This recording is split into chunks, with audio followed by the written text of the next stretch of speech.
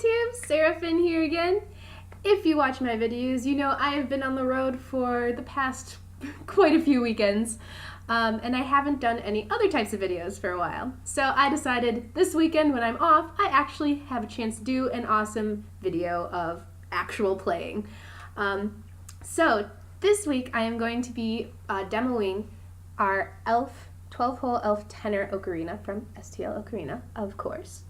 It's a really, really beautiful ocarina. I'm going to hold it up as best I can so you can see all the beautiful curves. It has this really nice iridescent glaze to it too. It's difficult to see on my camera, but if you go to the website, again, link in the description, you can see it's got this, it's like a rainbow reflection on it. It's opalescent. It's super, super pretty. It also has this elven script at the bottom. It's real Elvish, real token Elvish and everything. It says, "Every child can," so you can kind of brag about knowing Elvish now. It's a really, really kind of sweet thing. It was the motto of our school because, again, we want to bring music to everyone, and we believe that everybody is a musician. As far as tone quality, I find this one to be... airy is not exactly the right word I want to use. I do say different 12-hole, different ceramic ones, I guess, have different personalities. Airy is the closest thing I think I can describe this to, but it's not a bad airy. It's more like an ethereal type airy. I feel very like fairy-like, very elvish-like, you know, fittingly so. For that reason, it's not necessarily my go-to ocarina, but for particular songs, particularly like kind of Celtic-y or Lord of the Rings type songs, this is, I think, a really, really excellent option. Something to note about this ocarina is that it does not have a neck strap.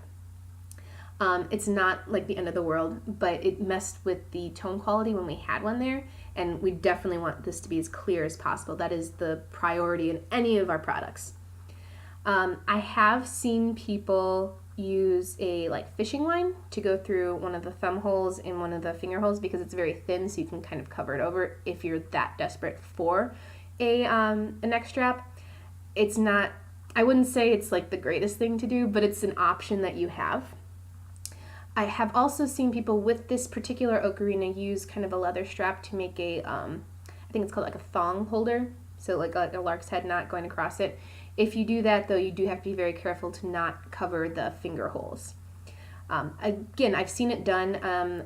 I guess they probably used a teensy bit of glue to make sure it doesn't slide around. I don't know this for certain, so please don't quote me, but it is things that you can look at and try yourself if you are interested. One last thing, I guess, about just the construction of it. It does have this big curve here, and I know initially I was really scared because I have chubbier cheeks that I was going to stab myself. You're not going to. As long as you're holding it, I guess, correctly. You kind of have to work to do that. And like I said, I've got chubby cheeks even when I smile. It's not going to do it. It's going to be okay. Like I said, it is inspired by Lord of the Rings. We do have a few other models as well, which I'm sure I will demo eventually. But the elf was the one that stood out to me the most. I think it's the one that gets the most traffic. People want to see that one. There is not, however, an ocarina in the Lord of the Rings movies. I always think it's kind of funny when people at cons come up to me and say, "Oh yeah, I totally remember it from the movie." No, but okay, you know, you do you. It's okay. But yeah, it is really pretty. It's just inspired by, but again, gorgeous ocarina. If you are interested, please look at the description down below. If you do get this one, you also get a songbook with it, The Lord of the Rings, so that you can play concerning hobbits and all that jazz.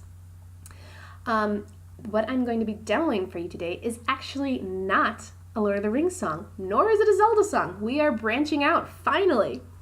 The song was requested by actually my booth neighbor in Phoenix Comic-Con.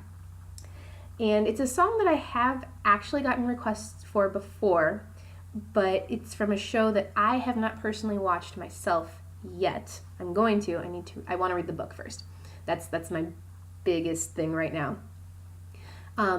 But she told me it's kind of a Celtic-y song. It's really pretty. And because I hadn't watched it, I didn't really know what it sounded like, so I needed to kind of find things, and I tested it with her first so that I knew it was the right song, what people were talking about. She's like, "Yes, that's the one. See how pretty it is?" I'm like, yes, thank you for bringing this to me, bringing this into my life. So I am still kind of learning it. I don't have it memorized, so I am going to bring up the sheet music on my computer screen. So if my focus goes off, that is why I'm not looking at myself anymore. But I'll be playing the Overlander theme, which is called Skye Boat. And I believe it's actually, if not exactly, but inspired by a Celtic theme, a Celtic song. But again, very, very pretty, and I hope you enjoy. All right, brought my sheet music up. I'm set to go. Here is the Overlander theme.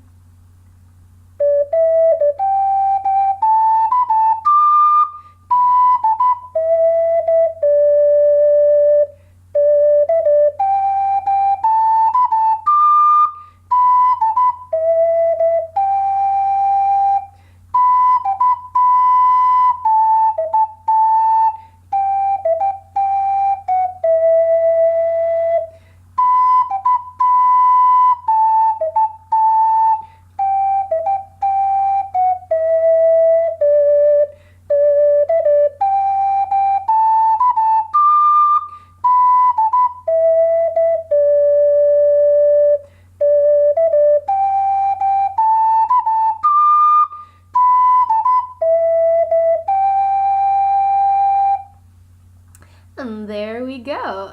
Okay, so once again, that was the Overlander theme called Skye Boat. Super, super pretty. I hope you enjoy that. I certainly loved learning it. And that's another part of this whole thing. I want you to give me song things so that I can learn new things and have as much enjoyment as you do listening to them. I hope, again, you enjoyed it. And I hope that this inspires you to play more music as well. Until next time, I'm Sarah Finn, and please check out the elf in the description, the link in the description below, and have a great day. Bye!